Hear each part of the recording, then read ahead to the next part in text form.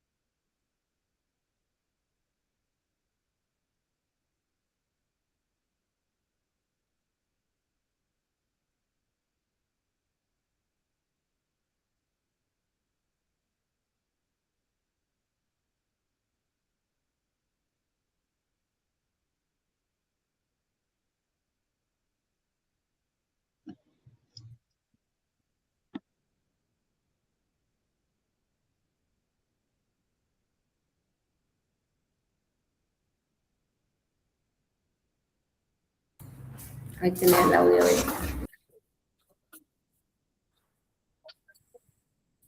Bueno, vamos a empezar entonces. Buenas tardes, entonces nos encontramos para compartir el próximo tema de este módulo que va a estar a cargo de integrantes del Consejo de Protección de Niños, Niñas, Adolescentes y Personas Vulnerables de la Arquidiócesis de Santa Fe. Va a estar a cargo de Valeria Sordo, de Claudia Brown y del padre Franco Uriel. Así que bueno, les agradecemos su generosidad y también agradecemos a toda la gente que está desde las casas compartiendo con nosotros todos estos viernes. Y bueno, ponemos atención y el corazón a disposición de ustedes. Gracias. Muchas gracias a todos. Buenas noches. Gracias por la invitación al instituto. Gracias también por la preocupación en el tema, por el interés también. Vamos notando que a medida que va pasando el tiempo, crece el interés y también crece con el interés el deseo del buen trato y también del anuncio del Evangelio por este lado, que es un lugar también interesante para compartir el Evangelio. Muy bien, no sé si están acostumbrados a comenzar con una oración. ¿Les parece que hagamos una señal de la cruz y comenzamos? En nombre del Padre, del Hijo y del Espíritu Santo. Amén. Encomendamos al Señor este espacio y que nos dé la gracia de estar cuidados por la presencia de nuestra Madre de Guadalupe, patrona de la diócesis. Muy bien. Bueno, estamos con Valeria, con Claudia, Alicia también forma parte del equipo, Betty también forma parte del equipo de protección de menores y adultos vulnerables. Tenemos como para compartir una presentación bastante general de lo que es este tema y creo que es bueno que lo sepamos, que es bastante general porque no vamos a estar tratando temas concretos desde cosas puntuales, sino más bien, primero una cuestión histórica, que la voy a presentar yo, y después Claudia y Valeria, que van a seguir hablando ellas sobre cuestiones más bien prácticas. Estamos acostumbrados a que ellas son las que dan la parte aburrida, que es la parte jurídica, pero esta vez me toca a mí, desde lo histórico, lo de ellos va a ser un poco más interesante. Por ahí lo que es preguntas, diálogo, esto no hay ningún problema. Si alguien quiere desactivar el micrófono y preguntar, pregunten sin inconveniente. También creo que es lindo que se dé un diálogo, ¿no? Muy bien, ahí tenemos, todos están pudiendo ver la pantalla, la presentación que está haciendo Valeria. ¿Sí? Buenísimo. Vamos a ir a la primera diapositiva. Como les decía, vamos a hacer un recorrido histórico de los abusos en el ámbito eclesial. Vamos a hablar desde las primeras comunidades hasta la actualidad. Las primeras comunidades sabemos que son las comunidades cristianas que surgen en Jerusalén y alrededores, lo que es las cartas de los distintos apóstoles que van enviando a las primeras comunidades. Tenemos las comunidades de Roma, de Galacia, las comunidades de Corinto, las comunidades mismas de Jerusalén. Y se ve en la formación de esas comunidades que había cuestiones disciplinares que los mismos apóstoles tenían que comenzar a, de alguna manera, intervenir por cuestiones de, más que nada, formas de trato que se ve que estaban desde ese momento intervenidas, digamos, las formas de trato de las primeras comunidades. No es solo una cuestión moral la que afrontan, sino también una cuestión disciplinar, una cuestión evangélica. Se va a ver en los primeros cristianos, ya en los Hechos de los Apóstoles, no sé si recuerdan el Concilio de Jerusalén, que estaba todo el tema de la circuncisión. Yo no señalé ese aspecto, pero vamos a escuchar a los apóstoles tener un resultado de ese diálogo, de esa discusión, buscando que no se escandalice aquel que ingresa a la comunidad. Que las decisiones que tomaban buscaban justamente que no haya disparidad, hoy diríamos con estos términos, disparidad entre los mismos integrantes de las comunidades, ¿no? Inicialmente, por ese tema, que era una cuestión para ellos cultural, religiosa, y que después se transformaba en lo disciplinario. Como sabemos, a cuestión así de religión judía, ellos tenían muchos mandamientos, pero con el tiempo fueron agregando cada vez más y han sacado después de un tiempo, y Jesús llegó a ver eso, unos textos que eran más bien normativos, que salían de los mandamientos judíos, y los cristianos asumieron un poquito ese estilo. Cuando las primeras comunidades se forman, al ver que el mandamiento primero del cual hablaba Jesús y que a ellos les quedó grabado era el mandamiento del amor, surgen los primeros escritos en el siglo I para esas primeras comunidades que van a hablar de esas formas de trato. Entonces, desde muy temprano la Iglesia articula esta ética del ministerio que pone límites a la ambición y a la manipulación. Esto es sobre todo el contexto en el que nos queremos poner, que la Iglesia primitiva ya asume el ministerio como igual al servicio. A los apóstoles les quedó esta imagen, ¿no?, de Jesús a los pies de cada uno de ellos, lavando sus pies como signo del servicio, de la diaconía. Bueno, ellos como primeros ministros van a asumir eso. Vamos a pasar a la diapositiva que sigue, y se ve el icono ahí de los apóstoles como a modo de surgimiento de los distintos ministerios. Nosotros tenemos el ministerio, ¿no?, que lo equiparamos generalmente a lo litúrgico, ¿vieron? Los ministros de la comunión, o aquel ministro que es el que preside la celebración, Bueno, pero sabemos que lo litúrgico intenta salir del ambiente del templo y entrar en la vida cotidiana del pueblo. Entonces, quien anuncia el Evangelio o quien anuncia la palabra de Dios en las lecturas, en los salmos, también está llamado a anunciar la palabra de Dios en su vida cotidiana. Quien preside la Eucaristía está llamado a generar comunión en las vidas comunitarias. Entonces, no es solamente un espacio, el litúrgico, sino la vida misma de la gente, ¿no? Entonces, los ministerios se enraizan en el modo de actuar de Jesús. Vamos a pasar a la siguiente diapositiva, y ahí tenemos el primer texto del que les hablaba, que es la Didaché. ¿Escucharon alguna vez hablar de la Didaché? Hagan así con la cabeza o que no. Sí, yo sé. Ah, bien, algunos sí, otros no. La Didaché es un poco el estilo de ese primer texto que les decía antes, de los primeros cristianos, que asumiendo un poquito el modo judío de normar las cosas, la vida cotidiana, ellos comienzan a normar las cuestiones disciplinarias de la vida cotidiana de las primeras comunidades.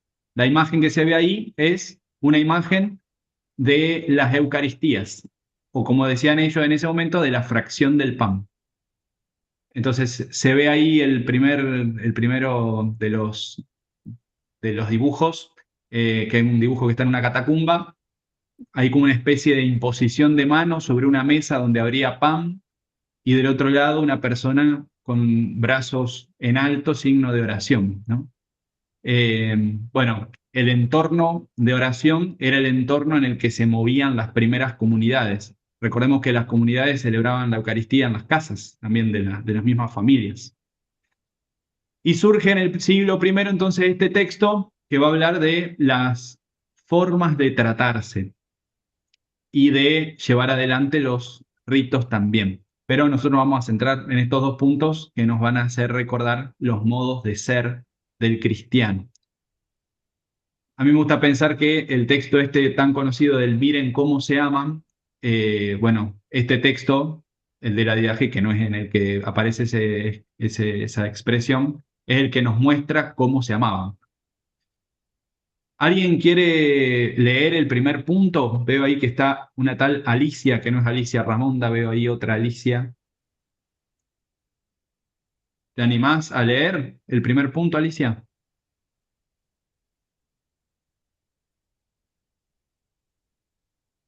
Hay que activar el microfonito.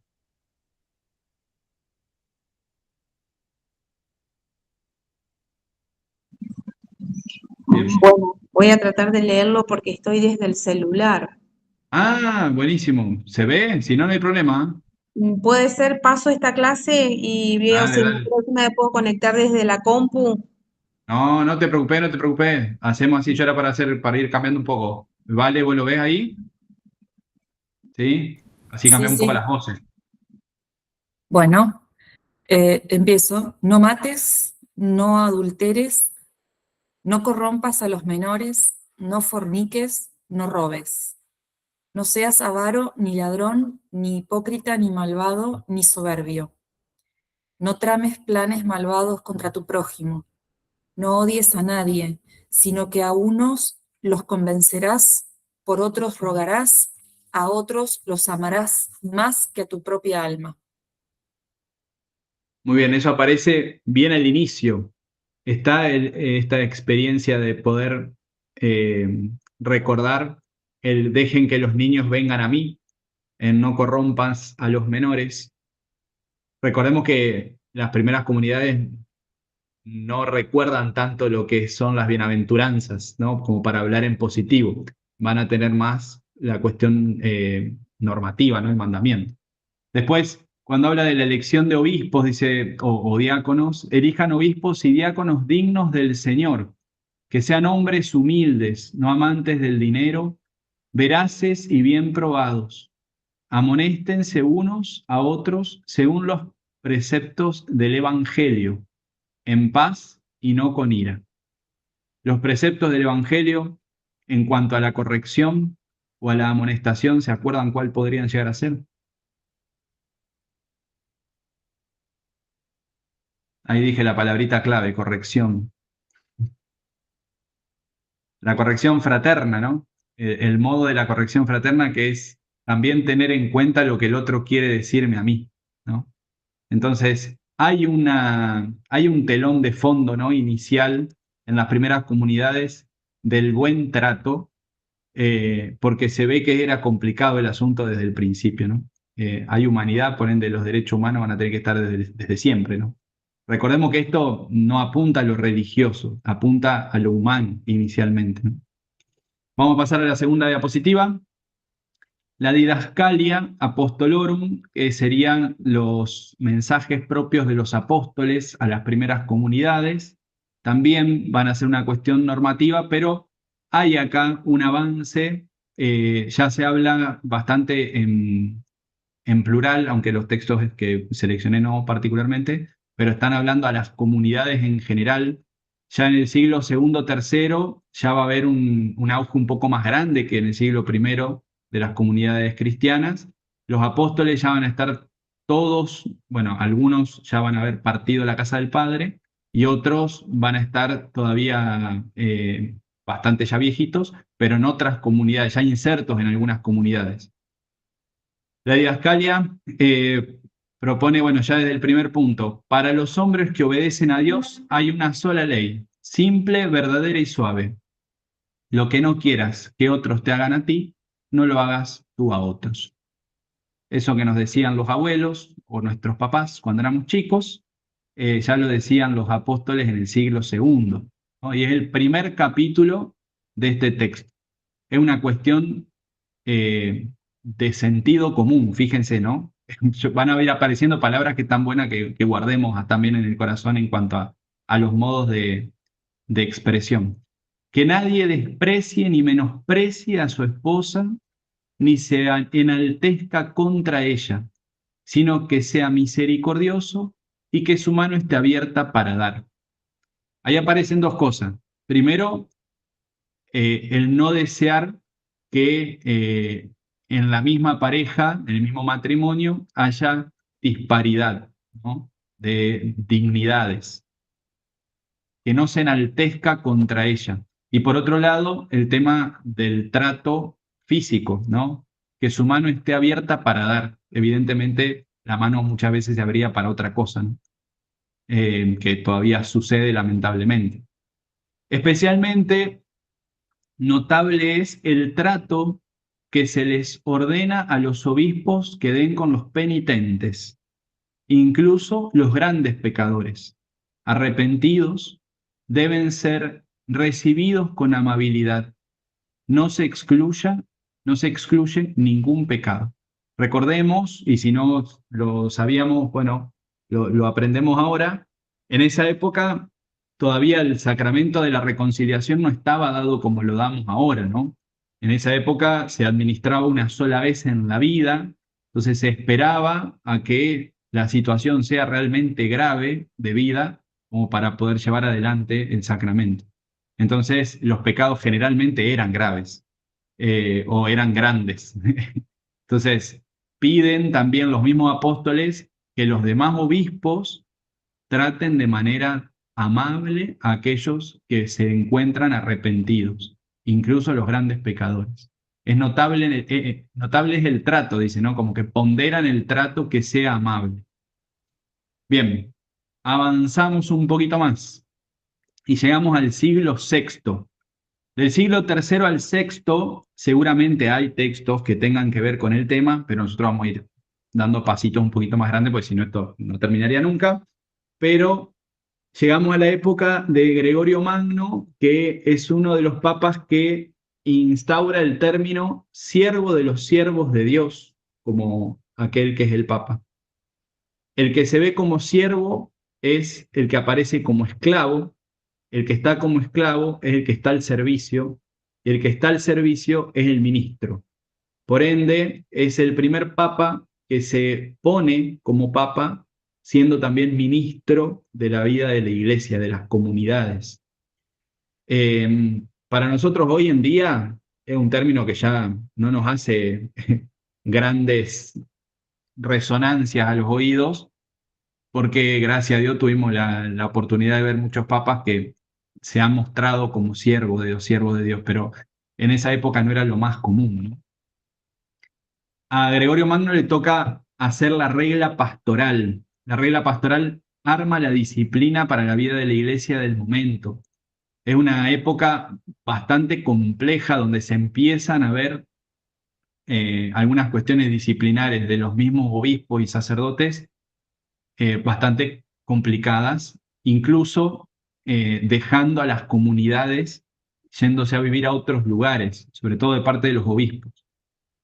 Entonces va a hacer referencia al tema, lo vamos a leer después. Primero, bueno, la regla pastoral es una reflexión sobre cualidades y deberes de los pastores de las almas. También aparece un poquito ese término, ¿no? Pastor de almas, el que pastorea. Usada durante siglos esta regla como un manual de formación pastoral y se ha recomendado incluso en esos concilios de la época, posteriores a esto obviamente, para la formación del clero, para los seminarios como se conformaban en ese momento. La autoridad era entendida como una carga, ¿no? Acá todo lo que estamos viendo hasta ahora es cuestiones de autoridad dentro del gobierno, pero del gobierno de la iglesia a nivel institución. Pero recordemos que lo que hablamos es a nivel de ministerio, por ende a nivel de servicio.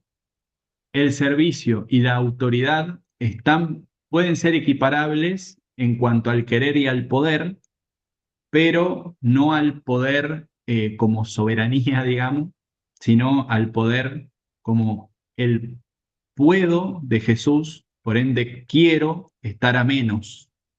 Ese es el ministerio del que hablamos nosotros, esa es la autoridad con la que Jesús también ejerce su servicio. Así que hay un gobierno de almas, pero desde abajo, por decirlo de alguna manera, o es lo que se intenta imponer.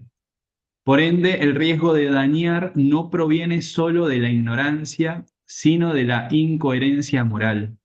Hay, desde el principio, y se empiezan a ver en estas cuestiones disciplinares, una incoherencia con lo que se dice y se hace, ¿no?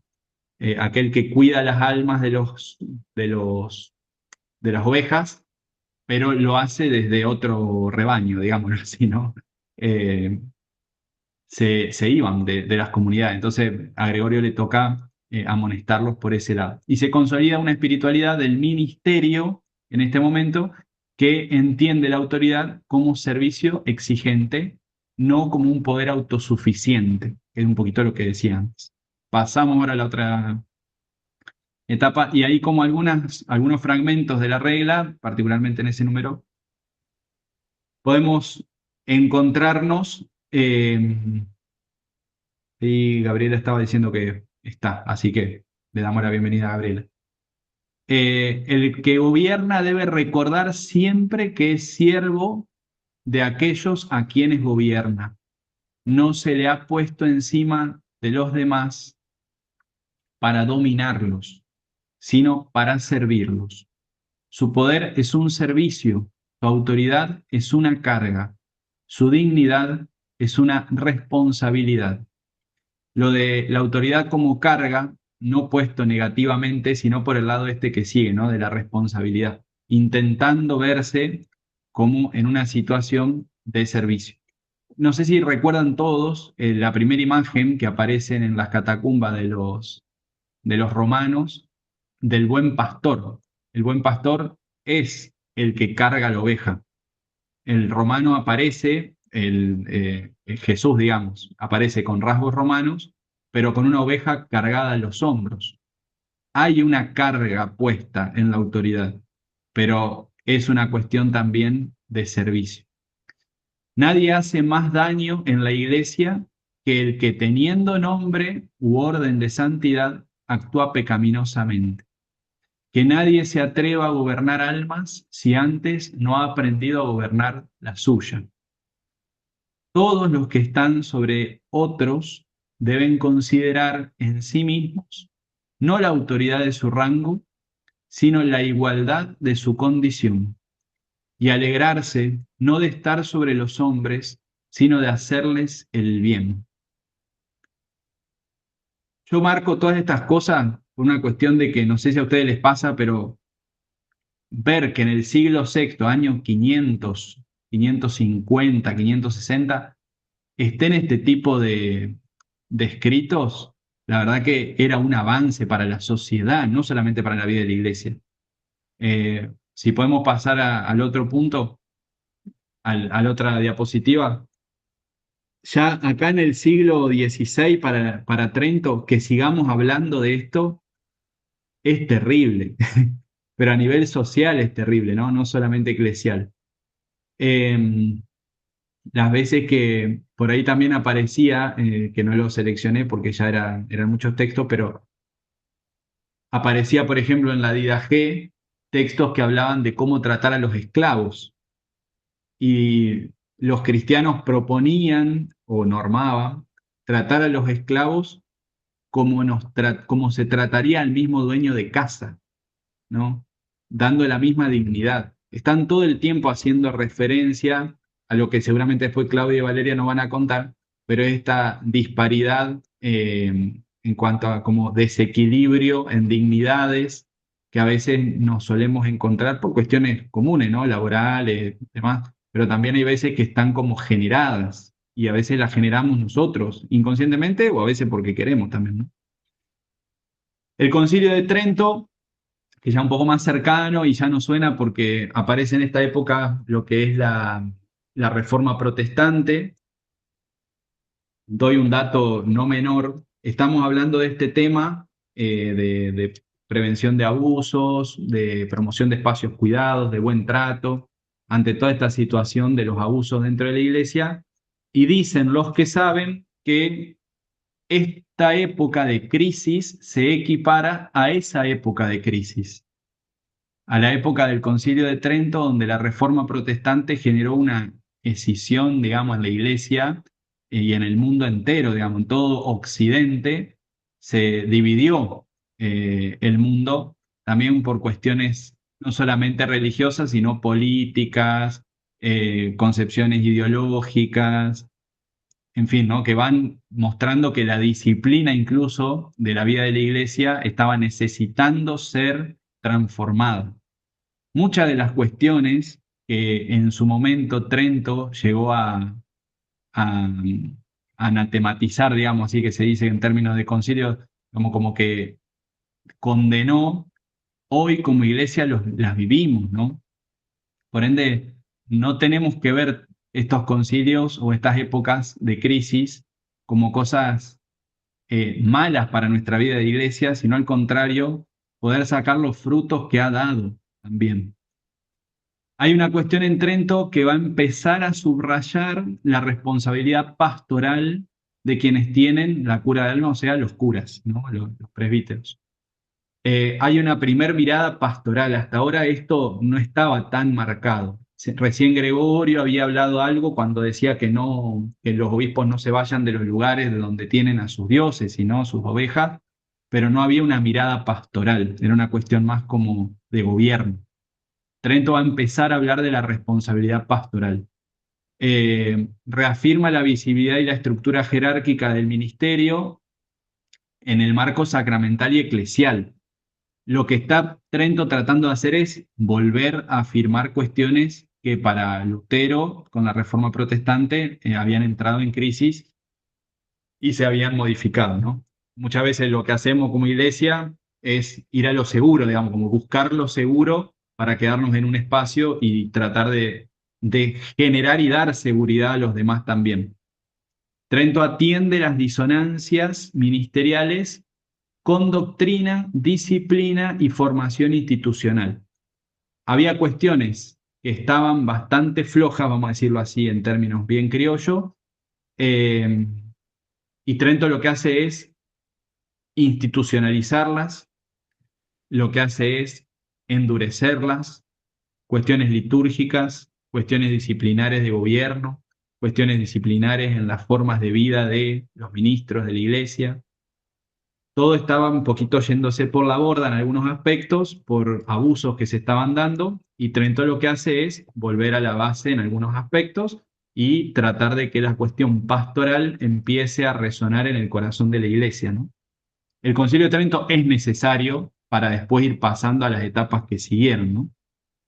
Vamos a avanzar a la siguiente diapositiva y vamos a encontrarnos ahí con fragmentos que dicen, bueno, primero, estando mandado por precepto divino a todos los que tienen encomendada la cura de almas, que conozcan a sus ovejas, que cuiden paternalmente de los pobres y otras personas infelices, y se dediquen a los demás ministerios pastorales.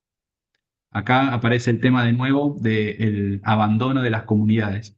Cosas todas que de ningún modo pueden ejecutar ni cumplir los que no velan sobre su rebaño ni le asisten, sino los abandonan como mercenarios o asalariados.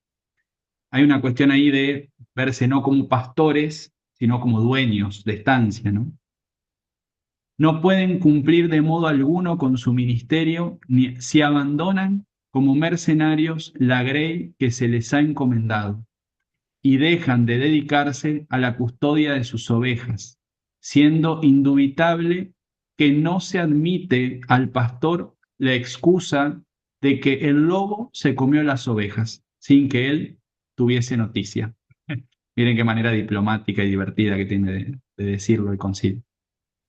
Y después, bueno, amonestarán los obispos a sus clérigos que no den buen ejemplo en su trato, en sus palabras y doctrina al pueblo de Dios que les está encomendado. Según la palabra del apóstol, a nadie den escándalo para que no se vitupere su ministerio, sino pórtense en todo como ministros de Dios. Todas estas cosas que aparecen, es lo que les decía antes, ¿no? Se habían ido un poquito de las manos de nuevo, a pesar de que todo el tiempo la Iglesia está haciendo referencia a lo disciplinar, a los modos, al buen trato. Siempre hubo, porque el mal existe y la libertad también, y ejercemos muchas veces mal nuestra libertad, momentos en los que la Iglesia tuvo que salir a pedir de nuevo que se porten bien, en palabras así muy comunes. Vamos a pasar a la siguiente diapositiva y ya ahí vamos a ver el Concilio Vaticano II, que nos suena mucho más cercano, de 1962 a 1965, y donde todavía hoy estamos parados. Hay cuestiones que todavía seguimos descubriendo. Esta del buen trato es una. Bueno, sabemos que los concilios tienen distintos documentos, hay decretos, hay constituciones. Las constituciones justamente forman parte de lo elemental que quiere dejar asentado el concilio hacia adelante. Son como los pilares donde van a estar posicionados los demás decretos. Entonces, por ejemplo, un documento de constitución como Lumen Gentium, que aparece bien al principio, va a decir que la Iglesia como ministerio, va a proponer ver a la Iglesia como ministerio y como pueblo de Dios. Los ministerios al servicio de la comunión y la misión. Todo lo que se venía pensando hasta ahora, acá en Lumen Gentium va a aparecer explícito y sin vuelta, digámoslo así, ¿no? La Iglesia va a ser vista como ministerio, va a ser vista como un servicio. Yo voy a decir en términos que nos van a sonar un poco más conocidos. La Iglesia tiene una misión, ¿no? Siempre escuchamos, ¿no? La Iglesia tiene una misión que es anunciar el Evangelio.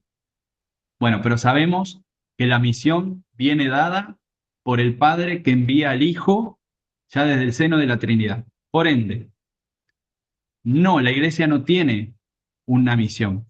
La misión de la Trinidad tiene una iglesia a donde pararse. La iglesia es un lugar donde estar parado como misión, como ministerio, como servicio. Hay una identificación de la iglesia como servidora. Los presbíteros son promovidos para servir a Cristo Maestro, sacerdote y rey, edificando a la iglesia. Ahí aparece dentro de un decreto que va a hablar de la formación, va a hablar de la naturaleza propia del ministerio ordenado, que va a estar siempre hablando del servicio en el que se encuentra, porque Cristo es servidor primero. porque Dios, creando a la humanidad, se hace servidor de la humanidad porque no se queda afuera, sino que entra en la humanidad. El presbítero debe presidir buscando los intereses de Jesucristo a imitación del Maestro que vino a servir. Cuando el ministerio deja de transparentar la forma de Cristo siervo, se vuelve contradictorio con su propia naturaleza y ubica la cuestión en la identidad sacramental y eclesial del presbítero, no en clave meramente moralista. Hay una cuestión ahí que hasta ahora la venimos viendo en todas las etapas, que no la dije explícitamente, pero el tema de fondo detrás de los abusos es la concepción de la autoridad. Cómo se ejerce la autoridad en un grupo, en una comunidad. Nosotros lo podemos llevar a nuestra vida cotidiana, en nuestra familia, lo podemos llevar a la vida cotidiana en nuestro trabajo, en las comunidades donde vivimos pastoralmente, en el grupo de catequistas, en el grupo de acción católica, entre los jóvenes, en catequesis misma, cómo me veo yo como catequista frente a los niños. En fin, la autoridad vista dentro de la iglesia nunca puede ser interpretada fuera de su identidad más profunda, que es la de servir. Por ende, no está sobre nadie. Vamos avanzando y ya llegamos a la parte contemporánea de las distintas etapas en las que nos fuimos viendo. Y acá nos van a sonar más algunas cuestiones. De parte mía, la invitación es a que busquen, investiguen un poco, así lo que vean que les venga bien en los medios de comunicación y demás. Van a encontrar, por ejemplo, como primera etapa, la explosión mediática de los abusos que se da en la diócesis de Lafayette, en Estados Unidos, cuando surge todo el tema del Boston Globe. No sé si recuerdan, pero en 1985 después salta una película, con el tiempo, en el 2000, si no me equivoco, sale, que se llama En Primera Plana, Spotlight, 2000, 2002, por ahí, que va a hablar sobre particularmente este caso, que fue el detonante para descubrir más de 80 casos de abuso sexual dentro de la diócesis de Lafayette y de Estados Unidos, cuando empiezan a salir a la luz algunos más. Y son, vamos a decirlo así, se convierte el Boston Globe, el centro periodístico, digamos, en la primera oficina de recepción de informes de casos de abuso a nivel eclesial. Son ellos los que empiezan a recepcionar los casos porque dan un número de teléfono para que las personas se comuniquen. Si bien era una cuestión científica, de investigación y demás, se fue haciendo cada vez más fuerte. La segunda etapa, el reconocimiento de que las jerarquías de alto rango también cometían abusos sexuales, de autoridad, de conciencia y de poder. Una etapa va dando paso a la otra, ¿no? No queda ninguna sin conexión con la que sigue. Medio como que podríamos decir hoy con el diario del lunes, que vemos todas juntas, vamos diciendo, bueno, es una cuestión lógica que una vaya decantando después de la otra. Hay una cuestión institucional, ¿no?, que se empieza a descubrir. Ya no es más visto que había sacerdotes abusadores. Detrás de los sacerdotes abusadores había obispos que los movían del lugar y permitían que se sigan sucediendo que se sigan cometiendo esos abusos. También había obispos, cardenales, involucrados no solamente en la parte de encubrimiento, sino también en la parte propia del abuso cometido sexual. Esto después abre una tercera etapa, que es que los seminaristas y los jóvenes de casas formativas como religiosas, por ejemplo, se ven afectados. Hay un primer indicio de reconocer una asimetría de poder, que era lo que hablábamos antes, como base de un abuso sexual dentro de una estructura, digamos, de una comunidad. Se empiezan a ver las discrepancias a la hora de ejercer la autoridad y empiezan a salir a la luz también cuestiones como, voy a decirlo de esta manera, que es un término muy actual, va un poco más, mucho más después de esta tercera etapa, que del grooming, ¿no?, como de la preparación propia del espacio para llegar al abuso sexual. La cuarta etapa que se da es cuando surgen a la luz mujeres consagradas, expulsadas de las congregaciones, de las comunidades, tras haber quedado embarazadas productos de abusos, acusadas de no vivir el voto de celibato, cuando en realidad también los que abusaban eran sacerdotes. Los abusos de autoridad y consecuencias se reconocen como previos al abuso sexual ya como algo dado en esta cuarta etapa. Y lo último serían estas quinta, sexta y séptima etapa. De esta quinta etapa es la reforma del libro sexto. Acá ya aparece el Papa Francisco con la reforma del derecho canónico, donde los abusos no sexuales, o sea, lo que decía antes, ¿no? De poder, de conciencia, de autoridad, superan ampliamente los abusos sexuales y dan lugar, tienen lugar, digamos, dentro del Código de Derecho Canónico. También tienen lugar, a partir de este momento de la reforma, el laico, que también puede ser investigado canónicamente a la hora de haber cometido algún abuso dentro de la iglesia, que hasta el momento eso no sucedía. La sexta etapa es bastante más actual, que aparece ahí en el 2019, con un documento que saca el Papa Francisco que se llama Vos Estis Lux Mundi, que está citado ahí al final, que aparece con todo el sínodo de la sinodalidad y pone en relieve la transparencia, la gestión institucional y la rendición de cuentas, con este término de accountability, que en pocas palabras es que rendimos cuenta durante toda la vida hacia arriba de manera vertical, pero nunca rendimos cuenta de manera horizontal. Bueno, lo que va a intentar compartir esto del sínodo de caminemos juntos es también poder hacer una rendición de cuentas de esta manera. Recordemos que los abusos de autoridad se llevan adelante también en las cuestiones económicas. La apertura de las oficinas de recepción de informes son el primer paso que se da después de este 2019 en esta sexta etapa. Y la etapa actual es la etapa número 7, que es el desafío que tenemos como iglesia de retomar la confianza de parte de la gente que ha sido afectada por esta situación o de aquellos que no han sido afectados directamente, pero que han perdido la credibilidad en la iglesia, en la gestión, en las estructuras, y perdiendo la credibilidad pierden la fe. Un dato bastante particular es que desde hace un tiempo ya los casos de abuso sexual realizados dentro de la iglesia y por sacerdotes no los asume más, bueno, en realidad cualquier caso de abuso sexual, no lo asume más el dicasterio para los obispos o el dicasterio para el clero, sino que los asume directamente la doctrina de la fe dentro del Vaticano, que es la estructura particularmente que está velando todo el tiempo por el cuidado de la fe de la gente.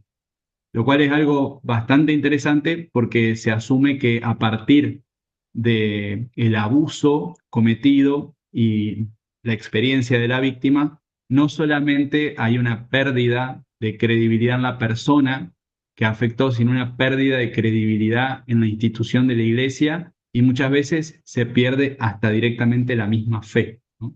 Ahí puse la imagencita de la miniatura del icono de la amistad de Taizé, que presenta un poquito como el caminar junto de Jesús con nosotros, ¿no? Está hasta incluso, si prestamos atención, en el hombro derecho del compañero de Jesús, lo está abrazando para caminar juntos como acompañados.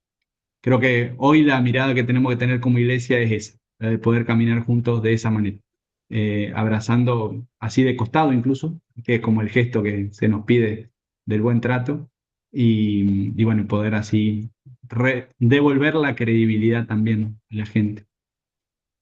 Ahí en la última diapositiva dejo la bibliografía por ahí consultadas y hay algunas cuestiones más también que podríamos repensar. Así que muy bien, la dejo a las chicas. Me extendí un poquito más de lo que había planeado. No, se me fue un poquito, no me di cuenta. Perdón por el tiempo. Muchas gracias. Muy bien. Y bueno, acá estando en la séptima etapa, no se vale si vos vas a compartir. Lo primero que quiero presentarles es una advocación de la Virgen, que es la Virgen de Betarram, que es la advocación que nuestro obispo, Monseñor Fenoy, eligió para que nos acompañe en el consejo. Es una advocación mariana, originaria de Francia, y se dice que había un niño, esta es una de la región de los Pirineos franceses, un niño que se estaba ahogando y de repente aparece una mujer con un bebé en brazos y con una rama llena de flores lo salva. Nosotros representamos esta imagen muchas veces porque la persona que ha sido vulnerada o ha sufrido un abuso también necesita una rama de flores para seguir adelante, ¿no? O sea, una persona que ha sufrido una vulneración está con el agua al cuello, como decimos. Y qué bueno, siempre la Virgen ahí para ayudarnos. Todo abusador necesita alguien, todo abusado, perdón, necesita alguien que lo ayude. Bueno, nosotros vamos a partir de la carta apostólica del año 2019, del Papa Francisco, emitida por el Papa Francisco, en donde dice, vos estis lux mundi, vos sos, ustedes son la luz del mundo.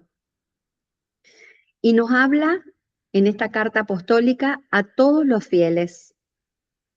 Y nos llama puntualmente a ser un ejemplo luminoso en el medio de la sociedad.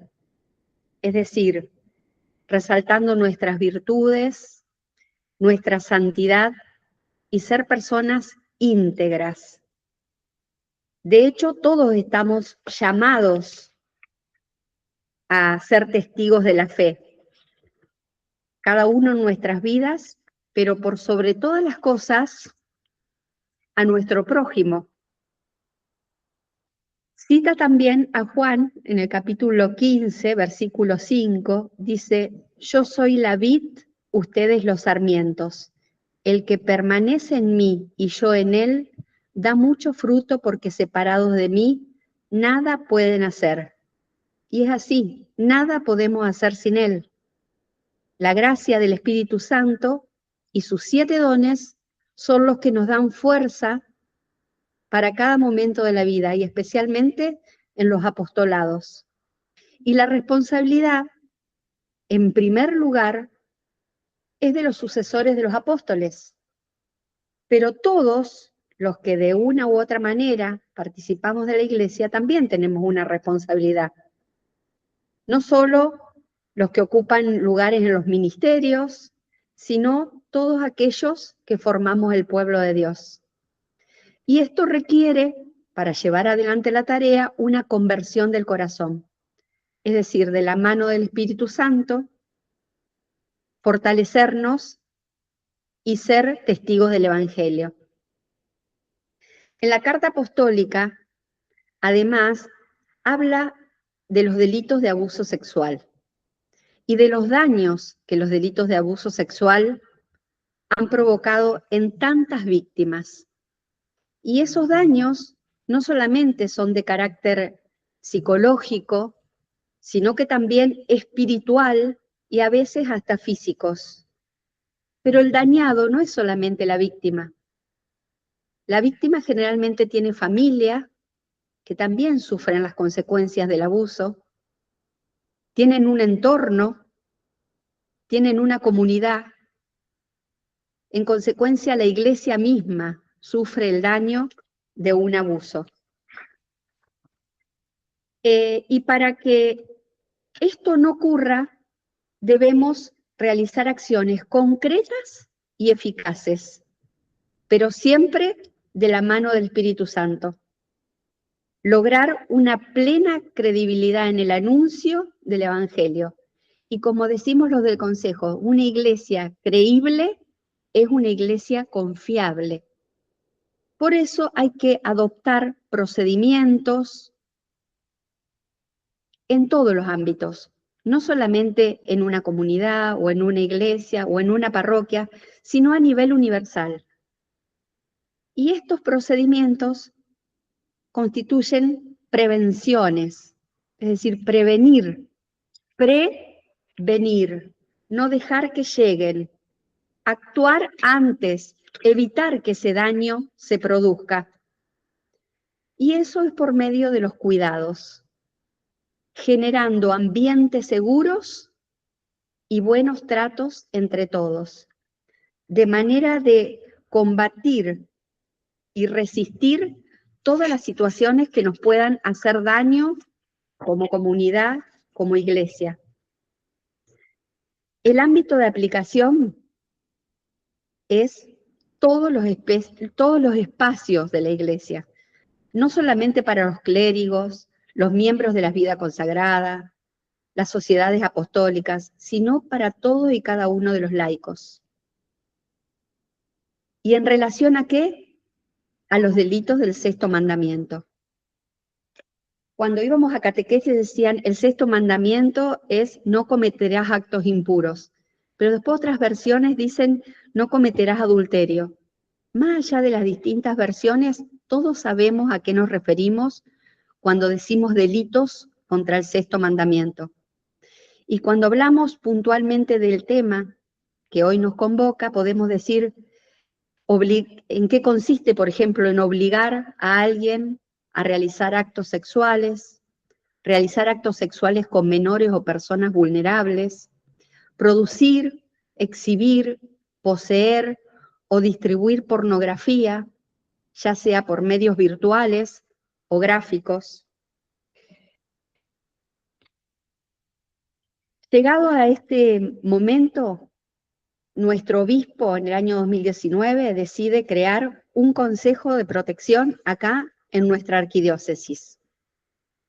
Nuestro consejo está formado por 3 sacerdotes, una religiosa y 4 laicos. Los sacerdotes son nuestro asesor, el padre Javier González, y también está Franco, que es el que acaba de terminar su charlita, y está también el padre Marcelo Mendoza.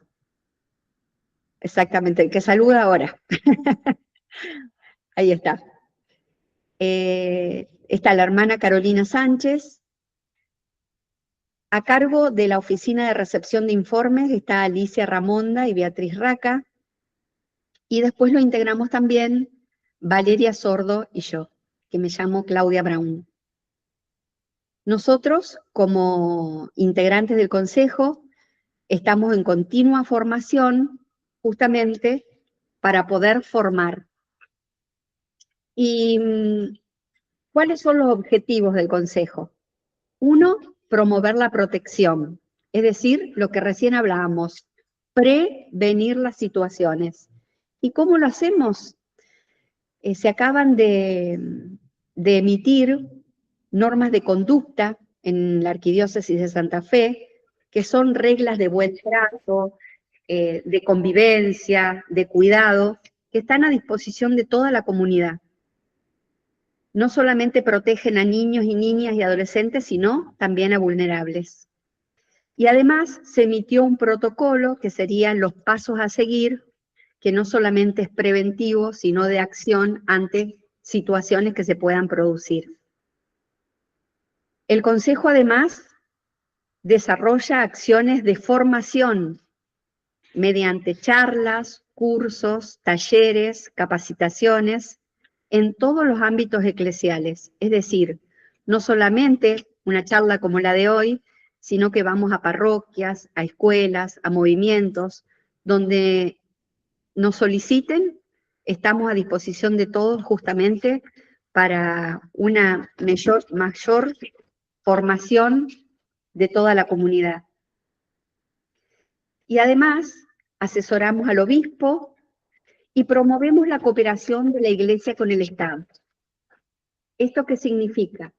Que en el caso de requerimientos por parte de la justicia de alguna situación en especial, nosotros estamos a disposición acompañando esos requerimientos judiciales y acompañando los procesos. Para ello se ha formado, como les decía recién rápidamente se las nombré a la Oficina de Recepción de Informes, que es una oficina que recepta de manera fácil y estable personas que necesiten algún tipo de asesoramiento o quieran realizar alguna denuncia. Eso, como les acabo de decir, está a cargo de 2 integrantes del Consejo, de Beatriz y de Alicia, y está formado por mujeres laicas, que es uno de los consejos que dan justamente para que la persona que se acerque se sienta confiada y sienta que hay empatía para la situación que van a proponer.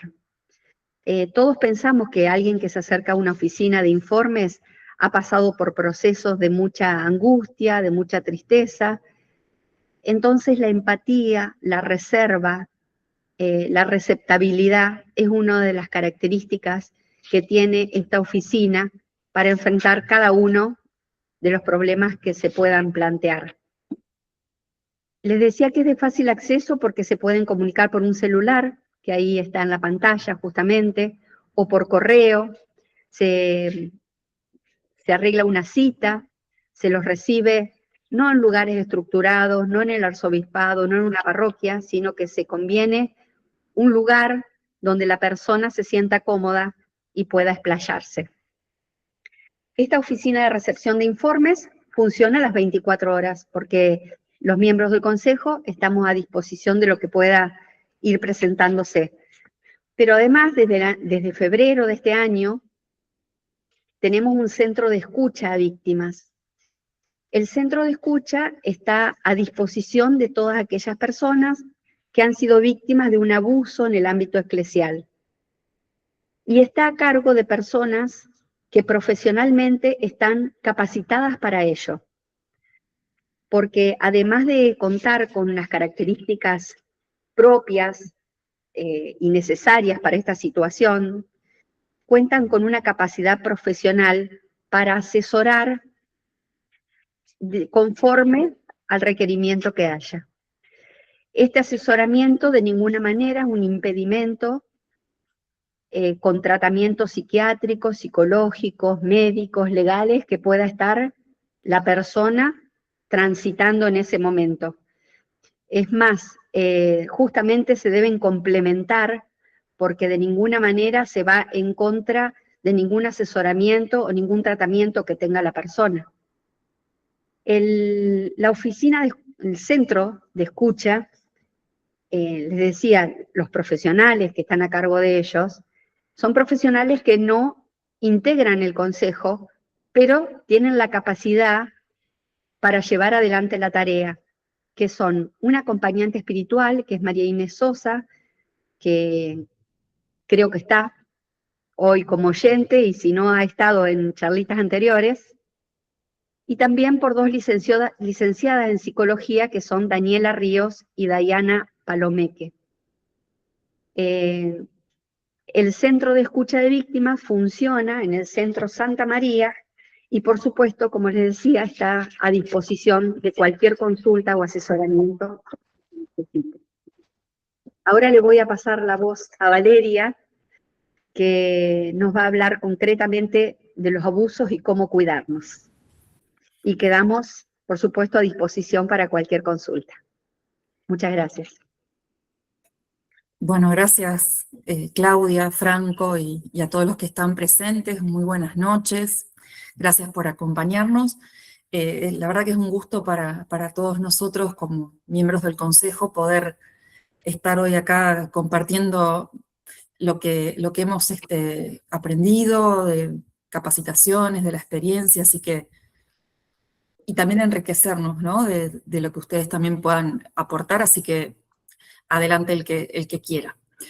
Bueno, yo voy a tratar de unir un poco lo que por un lado habló Franco al principio de toda esa historia. Van a ver que hay muchas cosas que yo voy a repetir, no por ser reiterativos, sino que porque hoy todavía seguimos aplicando y seguimos mencionando esas cosas. Y también para darle un poco también de sentido práctico a lo que mostró Claudia y explicó, que son todas la estructura que tenemos como consejo para justamente colaborar en algo que estamos tratando de hacer como iglesia, que es que impere una cultura del buen trato, una cultura del cuidado. Fíjense que ahí tenemos tres aspectos del cuidado: autocuidado, cuidar a otros, dejarnos cuidar, que lo hemos tomado de una opinión consultiva de la Corte Interamericana de Derechos Humanos, que tiene estos tres aspectos de lo que es el cuidado, y que para nosotros nos pareció tan importante porque justamente la misión, el camino que tenemos que seguir dentro de la iglesia es esto de cuidar a otros, dejarnos cuidar también por otros y autocuidarnos también cada uno de nosotros. ¿Y por qué hablamos, parece como descolgado esto, ¿no? De llegar a este punto y decir, bueno, una cultura del buen trato, una cultura del cuidado? ¿Por qué hablamos de esto? Porque en todos los estudios que se han generado dentro de la iglesia, a partir de la evolución esta histórica que habló Franco, en el que el primer paso fue reconocer que dentro de la iglesia hay abusos, existieron y existen abusos de tipo sexual, lamentablemente, pero el primer paso es que hay que reconocerlo.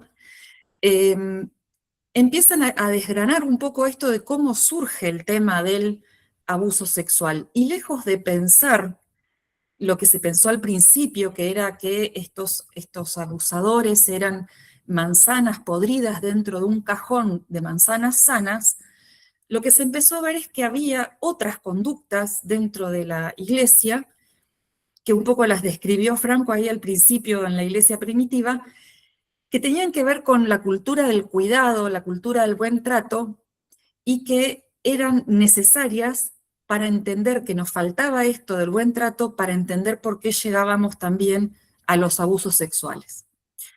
Entonces, hecha esta primera introducción, avanzamos. ¿Por qué hablamos de la cultura del cuidado, la cultura del buen trato? Porque lo que vemos es que lo que tenemos que poner en el centro es la persona y el respeto por su dignidad inherente, por su libertad, por su diversidad. Y vemos que muchas veces esta falta de adopción, de aprehensión de esta cultura del buen trato lleva a no respetar, a no tener en cuenta al otro como una persona que merece respeto en su dignidad, en su libertad y en su diversidad como persona, ¿sí? Por supuesto que esto está claramente vulnerado en un abuso sexual, porque lo primero que se vulnera en un abuso sexual es la libertad de la persona y la dignidad, porque se la trata a la persona como objeto. Pero también cuando nos falta ejercer una cultura del cuidado y del buen trato, también se vulneran estos aspectos que son propios de las personas así tal cual como Dios nos ha creado. ¿Qué pasa? Una persona no está aislada. Las personas somos seres sociales y en nuestras relaciones de amistad, de familia, de trabajo, en nuestras relaciones dentro de la iglesia, no todos ocupamos un mismo lugar, ¿sí? Igualmente se nos tiene que reconocer nuestra igualdad como personas dentro de otros de nuestros atributos. Lo cierto es que ocupamos distintos roles a lo largo de nuestra vida en nuestras distintas relaciones interpersonales. Y como ustedes ven ahí esos dibujitos que están al costado de esa torta que dice asimetría, poder y vulnerabilidad, hay relaciones asimétricas, es decir, de personas que están en distintos niveles, por ejemplo, en una relación laboral entre un empleador y su empleado, En una relación padres e hijos, en donde la mamá y el papá tienen obligaciones y responsabilidades y también derechos en relación a sus hijos. Una señorita o una maestra, un docente universitario de un jardín de infantes, ahí como vemos la señorita, con sus alumnos, también hay una relación de asimetría en ese espacio. Y también en el tema religioso, donde un laico va a buscar de un sacerdote el sacramento de la confesión, que es un lugar donde aparece esta palabra vulnerabilidad, en donde vamos a exponer todos nuestros errores, nuestras miserias, vamos a ser absolutamente sinceros con este sacerdote, o bien cuando buscamos acompañamiento espiritual también, también se da una relación de asimetría, porque hay alguien que tiene un poder entendido como servicio, porque los padres, las madres estamos también al servicio de nuestros hijos, lo mismo los docentes, hay una relación de poder y hay alguien que está en una situación de inferioridad, no porque sea inferior, sino porque justamente en esa relación se da que no están en un pie de igualdad, ¿sí? El empleador no está en un pie de igualdad que el empleado. Lo mismo la maestra con sus alumnos, lo mismo el sacerdote o el acompañante espiritual con la persona que es acompañada o aquella persona que va a confesarse. Entonces, esto genera que haya personas que no por sí mismas, sino por justamente darse esta relación asimétrica, están en condiciones de vulnerabilidad y que deben ser protegidas especialmente en el marco de estas relaciones. La primera obligación de protección y de que esta persona no esté en inferioridad de condiciones y respetar, como decíamos al principio, su libertad, su dignidad, su diversidad. La primera persona es la que ejerce el poder. De esa forma se ejerce el poder, como decía Franco al principio, esas recomendaciones que se les daban a los obispos y a los sacerdotes, ¿sí? Como un servicio, no como una situación de mayor importancia con respecto a la otra persona. Entonces vamos a ver igualmente que si bien en estas relaciones puntuales, como vemos ahí, puede haber una situación de asimetría y puede haber una persona que esté en vulnerabilidad, en situación de vulnerabilidad con respecto a la otra, hay determinados grupos de personas que la ley entiende que son personas en situación de vulnerabilidad y que por eso merecen una protección mayor de la ley, del Estado, de los particulares también.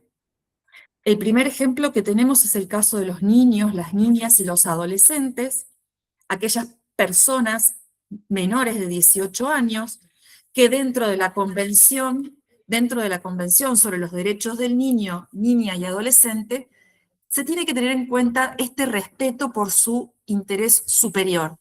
Aún dentro de la familia, que es el ámbito más privado en el cual las leyes y el Estado principalmente no tienen que tener mayor injerencia, igualmente este principio se tiene que respetar necesariamente.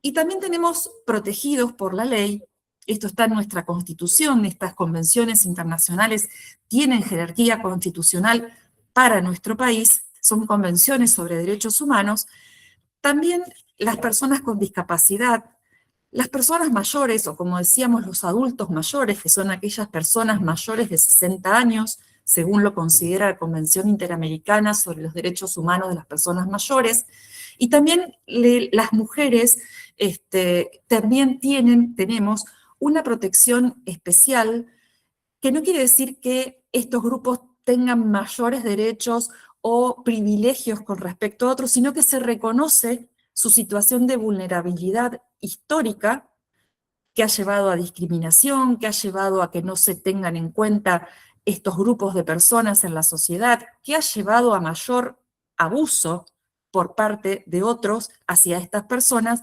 tienen esta protección especial.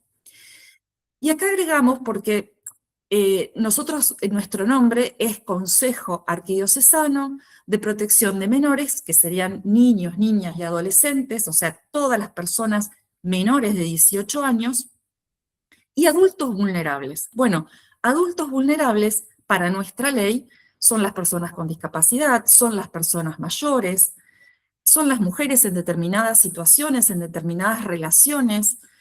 Hay otros adultos en situación de vulnerabilidad, y en eso lo viene a aclarar justamente la Carta Apostólica en forma de motu propio, que es Vos Efix Lux Mundi, que ya ustedes son la luz del mundo, que ya la han nombrado anteriormente Claudia y Franco, que esta carta es el motivo de la creación de nuestro consejo también, y de la oficina de informes, y del centro de escucha, en donde hace una definición, el Papa Francisco, más concreta de lo que son los adultos vulnerables, para que tengamos en cuenta quiénes son estas personas que tienen una mayor protección y quiénes están también, no por su condición, sino porque hay otra que al ejercer su poder en esa relación asimétrica, abusa justamente de esta situación. Son cualquier persona, son personas que en un estado de enfermedad, de deficiencia física o psicológica, o de privación de la libertad personal, que puede ser que se limite o incluso se borre completamente su capacidad de entender o de querer o de resistir una ofensa de las que estamos hablando del tipo sexual, ¿sí? Una persona que por su condición en ese momento, por más que sea adulta, vamos a entender que está en una situación de vulnerabilidad, y este otro, en el ejercicio de su poder mal entendido, realiza justamente una ofensa hacia su persona, hacia su dignidad, hacia su integridad sexual. Entonces, ¿qué significa abusar? Como ahí ustedes pueden ver, y la misma palabra lo dice, está usar, el verbo usar, y abusar sería usar mal, usar de manera excesiva o desmedida.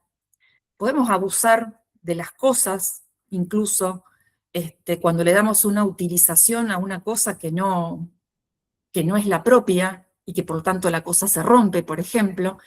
Pero también pasa con las personas. Unas a otras abusan, usan a una persona, y vamos a ver que usar a otra persona es contrario a su dignidad inherente como ser humano, porque justamente el que abusa de otra persona, sea de la forma que sea, ahora vamos a ver los distintos tipos de abuso, el que abusa de otra persona lo primero que hace es tratar al otro como un objeto.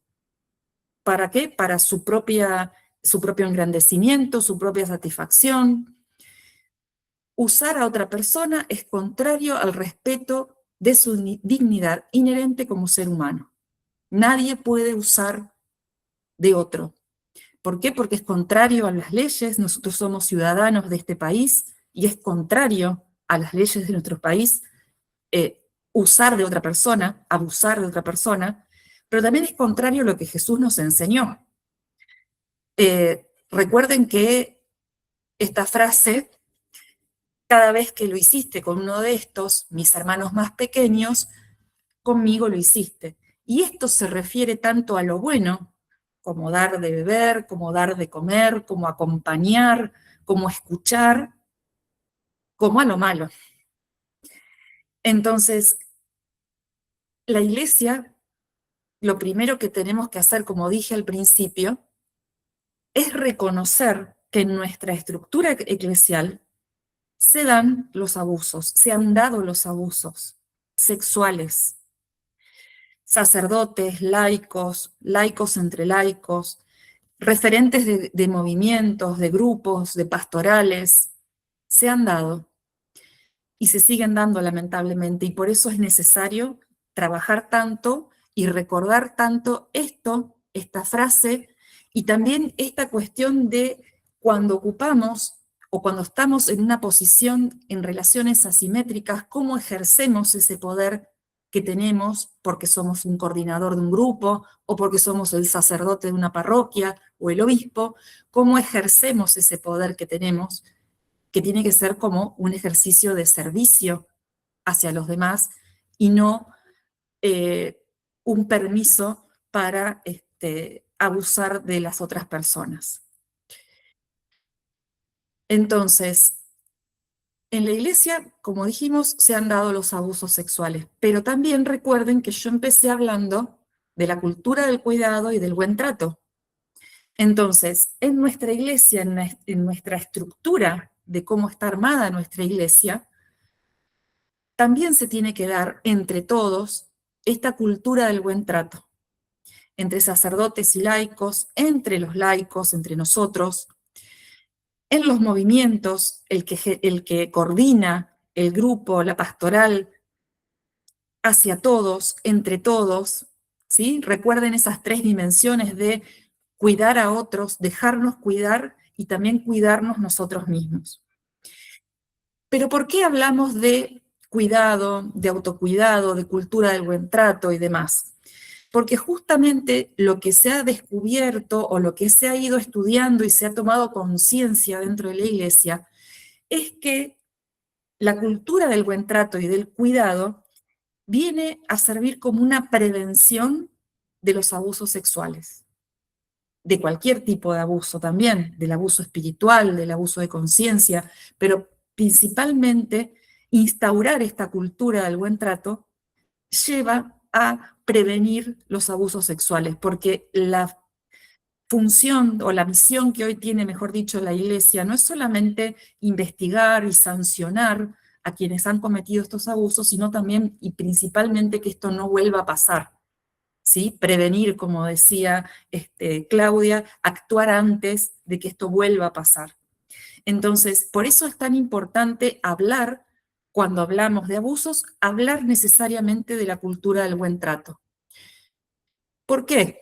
Porque ahí tenemos la imagen de un iceberg que en estos días, con relación a la conmemoración, bueno, no es una conmemoración del Día de la Violencia contra la Mujer en nuestro país, que se ha tomado principalmente el 3 de junio, han aparecido otros modelos de este iceberg, porque justamente lo que se ve, lo que han estudiado las distintas comisiones y dentro también del dicasterio de la doctrina de la fe, y también el Papa Francisco y su antecesor, el Papa Benedicto, han visto que lo que se ve, lo que evidencia todo, lo que es la punta de este iceberg, es el tema de los abusos sexuales, pero que hay otros abusos, a ver si sale, ahí está, que no se ven, que están debajo de la superficie del mar, pero que conforman ese iceberg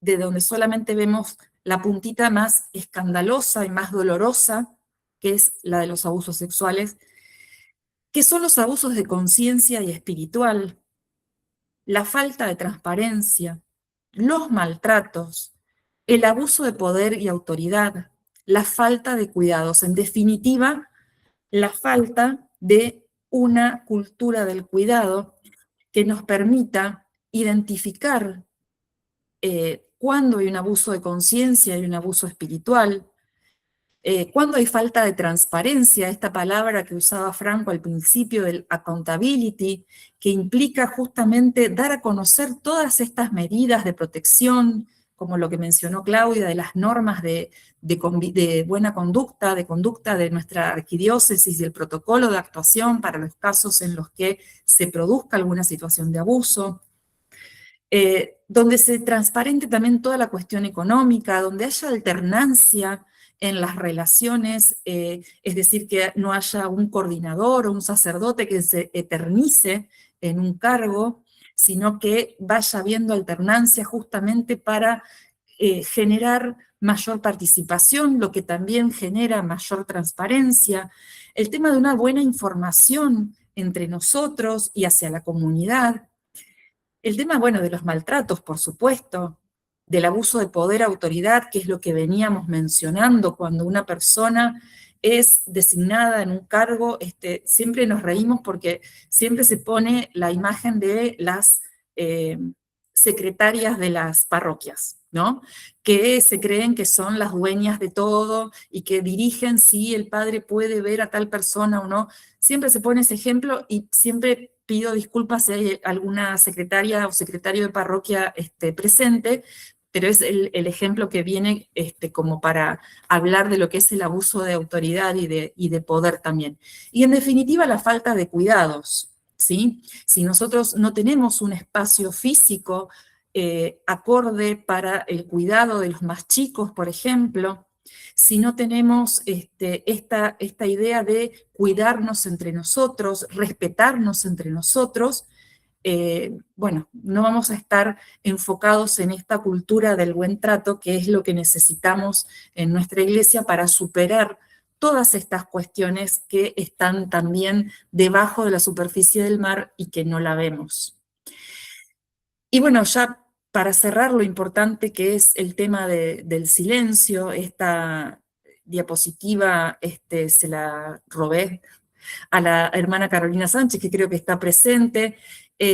No quedarnos callados cuando vemos estas situaciones del iceberg que veíamos recién, sino escuchar, romper el silencio, nombrar las cosas que no están bien, en esta idea de no solamente la corrección fraterna, que a veces sirve y está bien, pero otras veces son necesarias otras palabras, otras acciones, que bueno, como se puede decir, lo vamos a dejar para otros cursos más ampliados y que van a ser mucho más exigentes que esta charla que dimos hoy.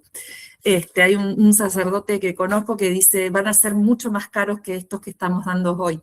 Pero bueno, es un chiste, pero sí queda mucho tema por hablar, mucho tema por preguntar, muchas dudas y mucho por aprender. Así que nuevamente, en nombre del Consejo, ya que me toca cerrar, de todos sus miembros, agradecemos muchísimo que se hayan sumado, que nos hayan dado este espacio hoy para hablar de estos temas.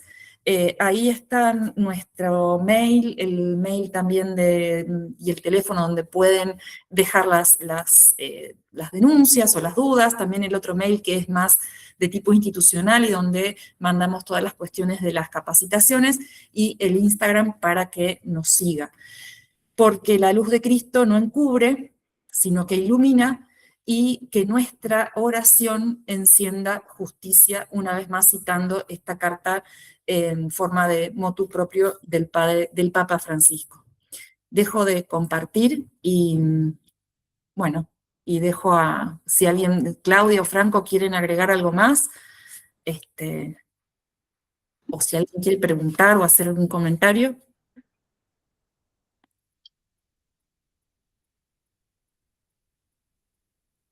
¿Ninguna Sí. manito?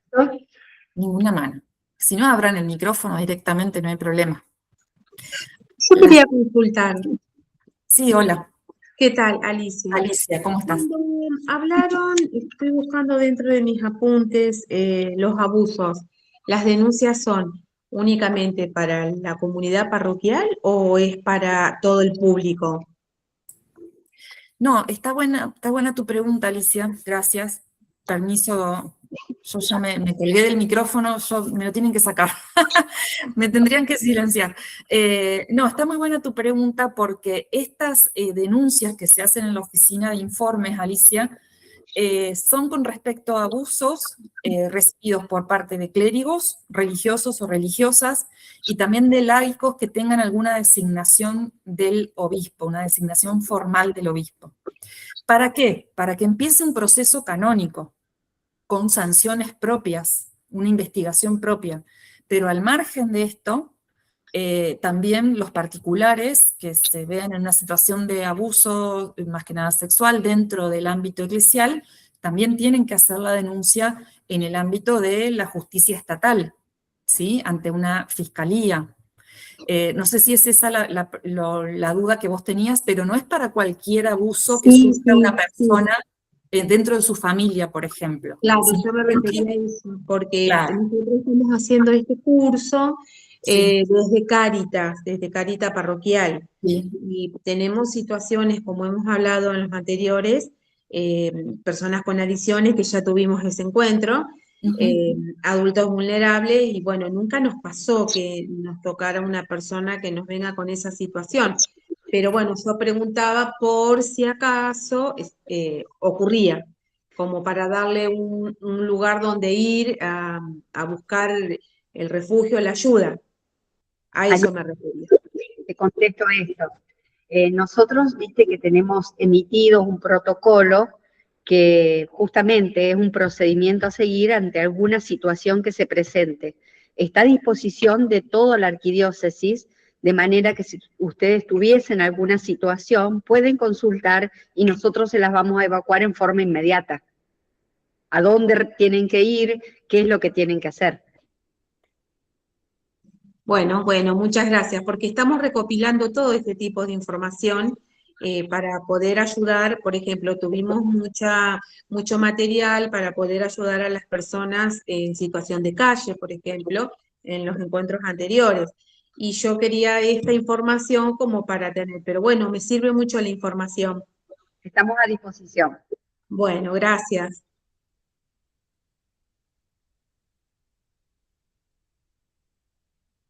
Yo animo solamente, digo esto, animo a que nos animemos a indagar un poquito en lo que son las redes sociales, lo que son los medios de comunicación, porque hay casos actuales de abusos que más allá de, no es por una cuestión de ser curiosos y nada más, sino realmente de tomar dimensión de lo que implica, ¿no? Hace poco salió el caso del sodalicio de vida cristiana, muy conocido en Perú, un poco más atrás el caso del padre Caradima en Chile, casos muy fuertes. Nosotros en la misma diócesis, el caso de Monseñor Storni, que ha sido como un emblema, digamos, dentro de, o sea, mal visto, digamos, ¿no? Como un emblema dentro de la etapa esta número 5 más o menos ahí que nombrábamos antes. Y que digo, no, más allá de escandalizarnos, lo que buscamos es sensibilizarnos también, ¿no? No afrontamos nunca esta situación si no nos sensibilizamos. Yo me hago un poco eco de algo que dijo Alicia no hace mucho en una reunión que tuvimos. N- no se trata más el tema de la misma manera una vez que escuchamos a alguna víctima de abuso. Nos cambia la cabeza, nos cambia la manera de ver la vida de la iglesia, nos cambia la forma de tratarnos entre nosotros, nos ponemos en juicio un montón de cosas. Por eso estos encuentros que son formativos eh, pasan de esta instancia de formación después al plano de lo práctico muy fácil, digamos, ¿no? Si nos dejamos sensibilizar.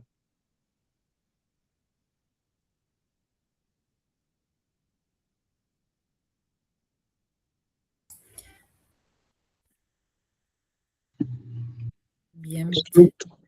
Recuerden que la semana que viene seguimos con este tema, no con nosotros, pero vamos a continuar. No sé si alguien tiene algún otro comentario, alguna otra pregunta. La semana que viene van a estar Carolina Sánchez y Alicia también, Bogliotti. Sí, no sé si hay alguien que está hablando. ¿No? Alicia y la hermana Carolina estarían hablando de buen trato, de prevención y de códigos de conducta, como para seguir bajando un poquito más a tierra, digamos, todo lo que estamos hablando.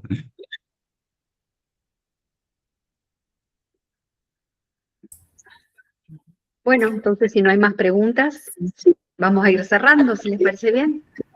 Bien. Muchas gracias. Y cerramos entonces y lo esperamos la semana que viene entonces con Carolina y Alicia. Muchas gracias a Buenísimo. ustedes. Muchas gracias, que tengan buenas Gracias. noches. Adiós. Muy claro todo. Gracias a muy bien. todos. Buenas noches. Gracias.